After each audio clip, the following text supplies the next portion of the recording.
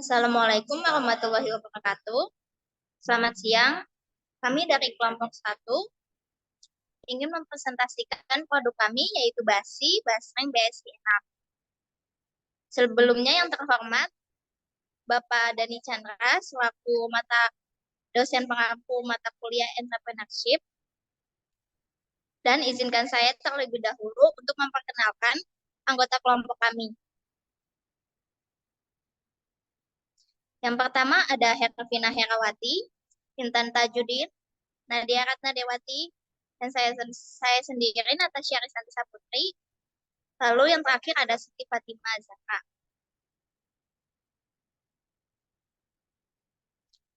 Pada materi pembahasan kali ini terdapat pendahuluan, deskripsi produk, latar belakang, dan visi misi. Pada bagian pembahasan ada BEMSI, SWOT, aspek marketing, SDM, dan keuangan. Dan yang terakhir untuk penutup ada timeline proyek.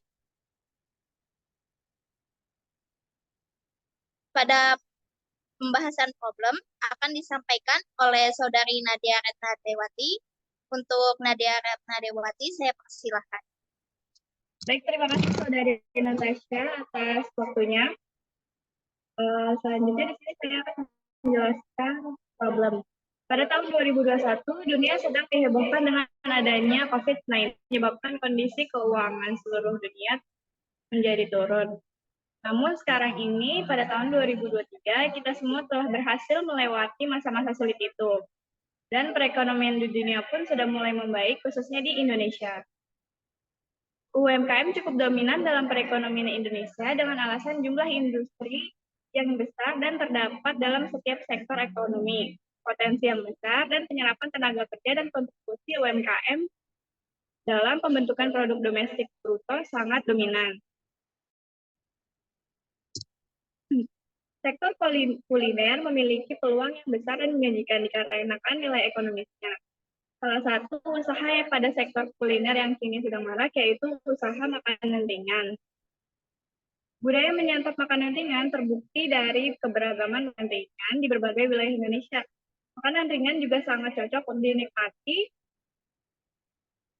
saat melakukan aktivitas apapun yang berasal oleh berbagai kelompok usia, khususnya anak muda yang berasal dari generasi Z dan milenial. Kami kelompok 1 mempersembahkan BASI. Basreng BSI enak merupakan produk usaha makanan ringan. BASI ini merupakan salah satu olahan yang terbuat dari bakso yang digoreng dengan memiliki rasa yang pedas. Produk kami ini juga homemade sehingga terjaga keasliannya, dan kami juga tidak menggunakan bahan pengawet dan semacamnya, sehingga kalangan anak-anak sampai dewasa bisa mengkonsumsinya tanpa khawatir. Terima kasih, saya kembalikan kepada moderator. Terima kasih Saudari Nadia atas penjelasannya. Selanjutnya untuk visi-misi produk kami akan dijelaskan oleh Saudari Siti Fatimah Zahra. Untuk Saudari Siti Fatimah Zahra, saya persilahkan. Untuk produk kami ini memiliki visi yaitu menjadikan produk kami cemilan yang khas dan disukai banyak orang dengan cita rasa yang berbeda dari basreng yang lainnya. Lanjut.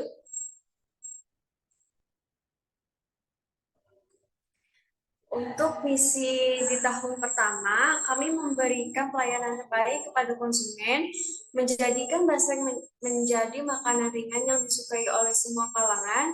Yang ketiga, mempertahankan cita rasa yang khas. 4, menjaga kehigienisan produk. Dan yang kelima, memasarkan produk lewat teman dan media sosial. Kemudian pada tahun kedua sampai keempat, kami memiliki 5 outlet bisnis BASI. Yang kedua, mendaftarkan sertifikat halal, PIRT, dan hak paten. Yang ketiga, membuka bisnis franchise. Dan yang terakhir, menjaga produk agar tetap menjaga keasliannya. Kemudian pada tahun kelima, kami akan memiliki 10 franchise di Jakarta dan sekitarnya yang terdaftar sebagai mitra BASI. 2, bekerja sama dengan para influencer untuk mengiklankan produk BASI Dan yang terakhir, pengembangan produk basi dengan beberapa aneka ragam rasa. Saya kembalikan kepada moderator. Terima kasih Saudari Siti Fatimah Azahra untuk penjelasannya mengenai visi misi. Selanjutnya yaitu penjelasan mengenai bisnis model kanvas yang akan dijelaskan oleh Saudari Intan Tanjudin. Kepada Saudari Intan, saya persilahkan.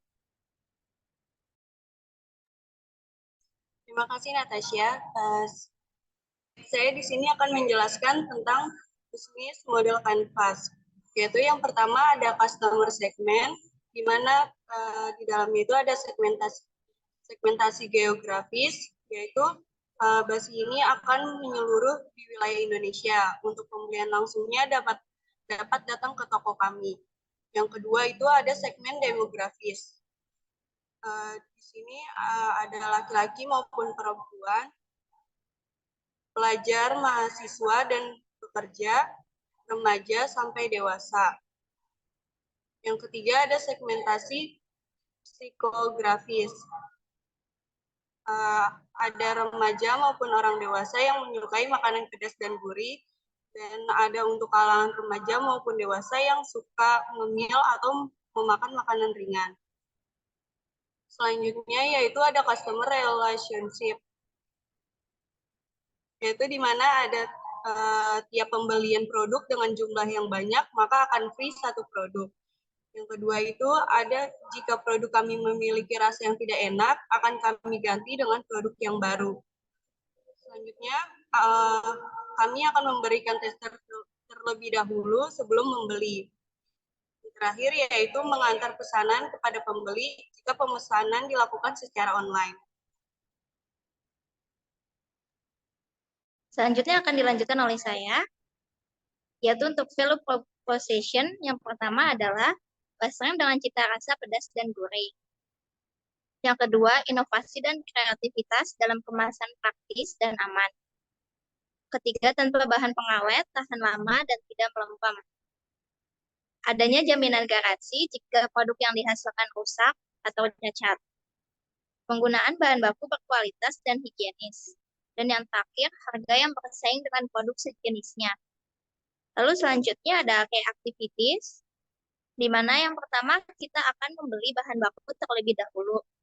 Lalu setelah membeli bahan baku, kita akan membuat produk basreng tersebut. Setelah siap atau disajikan, maka selanjutnya adalah menjual produk basreng. Serta yang keempat ada pemasaran produk, dan yang kelima pencatatan penjualan dan keuangan. Lalu selanjutnya ada key research. Yang pertama ada bahan baku produksi. Yang kedua ada alat pembuatan produksi. Yang ketiga ada sumber daya manusia. Yang keempat sertifikat halal. Yang kelima ada internet dan digital marketing. Lalu selanjutnya ada key partners, di mana kita akan mempunyai supplier untuk bahan baku basreng yang berada di Bandung, Jawa Barat. Lalu kita juga mempunyai partner distributor bahan pelengkap. Lalu ada Kementerian Koperasi dan UKM RI, lalu percetakan kemasan dan stiker, dan yang terakhir toko retail dan toko kelontong atau warung Madura.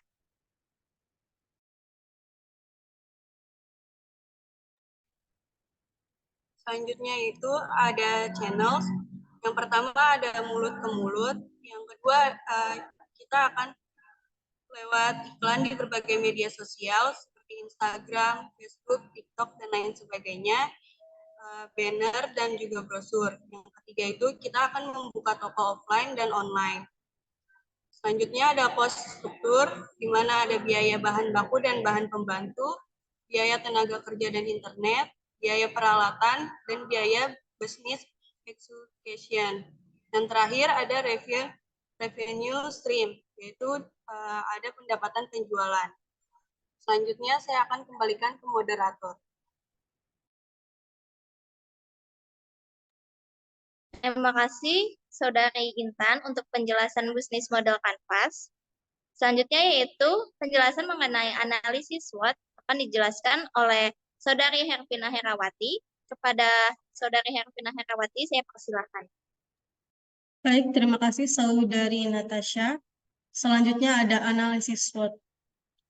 Yang pertama ada strength atau kekuatan. Dalam strength yang pertama ada kita tuh memakai bahan baku yang berkualitas baik. Yang kedua memiliki cita rasa yang gurih dan pedas sehingga banyak disukai oleh kalangan anak muda. Yang ketiga menjaga kehigienisan produk kita. Selanjutnya ada weakness atau kelemahan. Yang pertama, produk mudah ditiru. Yang kedua, produk tidak bisa disimpan lama, paling 1 bulan karena produk ini tidak memakai pengawet. Yang ketiga, makanan ringan yang mudah busuk jika tidak cepat dimakan. Selanjutnya ada opportunity atau peluang. Yang pertama, banyaknya peminat makanan ringan yang pedas oleh masyarakat Indonesia. Yang kedua, makanan yang banyak dicari karena harganya murah atau terjangkau. Yang ketiga, target pasar yang luas seperti melakukan promosi lewat media sosial. Selanjutnya ada threat atau ancaman. Yang pertama, banyaknya penjual produk dengan harga yang lebih murah. Terus, banyak juga yang menjual barang serupa. Selanjutnya, penjualan yang tinggi seiring berkembangan zaman. Selanjutnya, bahan baku dapat mengalami kenaikan harga secara tiba-tiba. Baik, terima kasih. Saya kembalikan kepada moderator. Terima kasih Saudari Hervina untuk penjelasannya mengenai SWOT. Selanjutnya yaitu penjelasan mengenai marketing mix yang akan dijelaskan oleh saya sendiri yaitu Natasha. Yang pertama ada produk. Produk itu basreng BSI enak.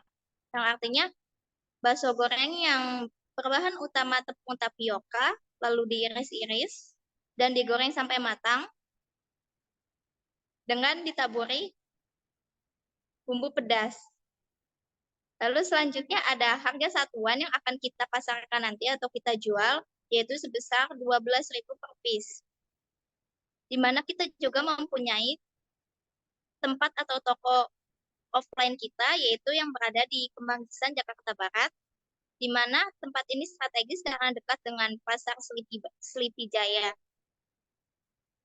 Lalu yang keempat ada promotion, di mana kita nanti akan melakukan promosi-promosi mengenai digital promosi melalui sosial media seperti Instagram, TikTok, WhatsApp, dan lain-lain. Serta selain promosi digital, kita juga melakukan promosi offline dengan caranya yaitu dari mulut ke mulut, menyebarkan brosur, serta menyebarkan iklan. Lalu kita juga membutuhkan orang atau 5 orang pekerja, di mana nantinya akan menjadi 2 bagian, di bagian dapur, di mana tugasnya nanti mulai dari membeli bahan baku serta sampai packaging. Serta yang kedua adalah menjaga toko, sampai mencatat keuangan dan mengawasi penjualan. Lalu selanjutnya ada proses. Kita di sini juga memanfaatkan atau mengutamakan kualitas dan rasa. Karena kualitas dan rasa merupakan hal penting dalam produk yang akan kita pasarkan nanti. Dan yang terakhir ada physical evidence, di mana kita juga memiliki desain yang menarik agar konsumen dapat tertarik untuk membeli produk kita nantinya. Selanjutnya yaitu ada aspek sumber daya manusia yang akan dijelaskan oleh Intan Tajudin. Kepada Intan Tajudin, saya persilahkan. Saya di sini akan menjelaskan tentang aspek SDM, yaitu yang pertama ada CAO, di mana ada planning, perusahaan menentukan apa yang mereka lakukan. Terus melalui perencanaan, perusahaan membentuk visi dan misi, tujuan perusahaan, dan strategi yang akan dilakukan oleh perusahaan untuk mencapai tujuan perusahaan.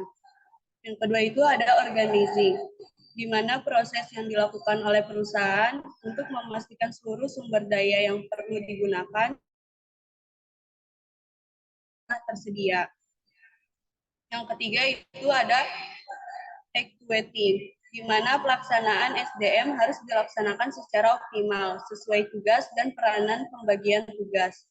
Yang terakhir ada controlling, di mana perlu dilakukan pengontrolan terhadap kinerja mereka. Apakah telah sesuai dengan prosedur yang berlaku? Apakah program kerja yang dilaksanakan telah sesuai dengan tujuan perusahaan? Oleh karena itu, perlu dilakukan evaluasi secara terus-menerus. Apabila ada proses kerja yang masih tidak sesuai dan kurang efisien, dapat diperbaiki untuk kedepannya.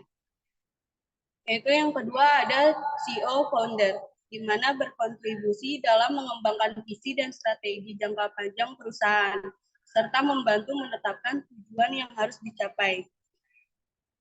Yang ketiga ada Chief Marketing Office, di mana menentukan tujuan dan pencapaian marketing, memutuskan strategi seperti apa yang akan dilaksanakan dan cocok untuk perusahaan. Yang keempat ada Chief Human Resource Office, di mana pejabat tingkat perusahaan yang bertanggung jawab untuk merumuskan dan melaksanakan strategi HR sesuai dengan rencana strategis perusahaan.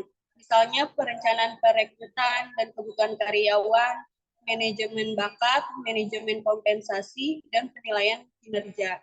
Yang kelima ada Chief Operating Office, di mana berfungsi dalam mengatur sumber daya perusahaan secara efektif dan efisien agar dapat menciptakan suatu produk yang berkualitas.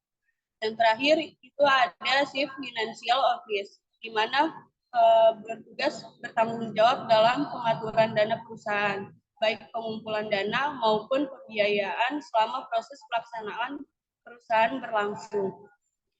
Selanjutnya saya akan serahkan kepada moderator. Terima kasih Saudari Intan atas pembahasannya mengenai aspek sumber daya manusia. Selanjutnya yaitu aspek keuangan akan dijelaskan oleh Saudari Hervina Herawati. Kepada Saudari Hervina Herawati, saya persilakan. Baik, terima kasih Saudari Natasha. Saya akan menjelaskan mengenai aspek keuangan. Yang pertama ada biaya investasi dengan rincian peralatan yang diperlukan berupa kompor 2 tungku, wajan jumbo, spatula jumbo, saringan, dan yang terakhir wadah atau baskom dengan subtotal seluruhnya 870.000. Dan yang kedua ada variable cost. Bahan baku dengan rincian basa merah, cabai bubuk, kaldu bubuk, dan jeruk bubuk, minyak goreng. Selanjutnya ada perlengkapan pembantu.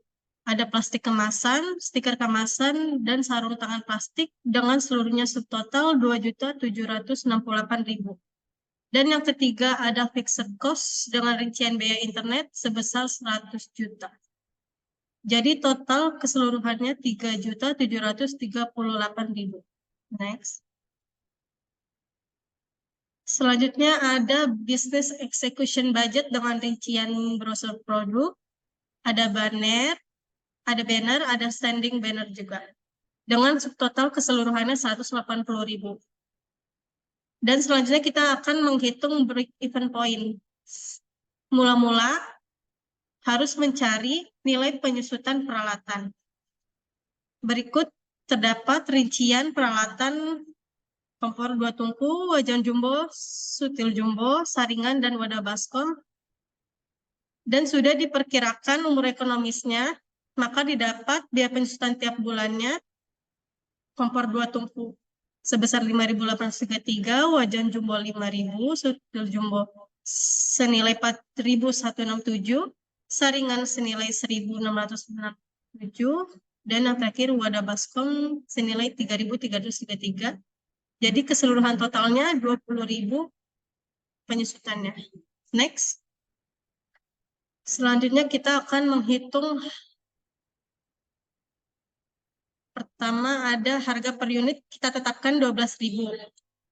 Untuk biaya tetap tiap bulan yang dikeluarkannya, biaya internet sebesar 100.000, biaya operasional sebesar 100.000, dan yang tadi biaya penyusutan yang telah dihitung 20.000. Jadi total biaya tetap 220.000. Selanjutnya ada kapasitas produksi yang akan kita lakukan sebanyak 600 pieces. total penjualan. Cara menghitung total penjualan yaitu kapasitas produksi dikali harga per unit. Kapasitas produksi 600 dikali 12.000, maka didapat total penjualan kita 7.200.000. Selanjutnya ada variable cost per unit. Dengan rumus biaya tetap dibagi kapasitas produksi. Biaya tetapnya tadi sudah diketahui, 220.000 dibagi kapasitas produksinya sebanyak 600. Jadi fixed cost per unitnya 367 per unit. Selanjutnya ada variable cost per unit. Dengan rumus biaya variabel dibagi kapasitas produksi. Biaya variabelnya sebesar 2.768.000 dibagi 600, maka didapatlah variabel cost per unit sebesar 4.613. Yang pertama-tama kita akan menghitung BEP unit. Dengan rumus biaya tetap dibagi harga per unit dikurang variabel cost. Harga tetapnya sebesar 220.000 dibagi 12.000 dikurang 4.613. Maka diketahuilah 29,7 per unit atau 30 per unit. Selanjutnya ada BEP rupiah. Dengan rumus biaya tetap dibagi 1 dikurang biaya variabel dibagi total penjualan. Biaya tetapnya diketahui 220.000 dibagi 1 dikurang 2.768.000 dibagi 7.200.000. Maka diketahui BEP rupiahnya sebesar 357.401. Baik, terima kasih. Saya kembalikan kepada moderator. Baik, terima kasih untuk Saudari Hervina Herawati. Selanjutnya yaitu mengenai profit revenue akan dijelaskan oleh Saudari Siti Fatimah Zahra. Kepada Saudari Siti Fatimah, saya persilahkan. Oke, terima kasih Natasha.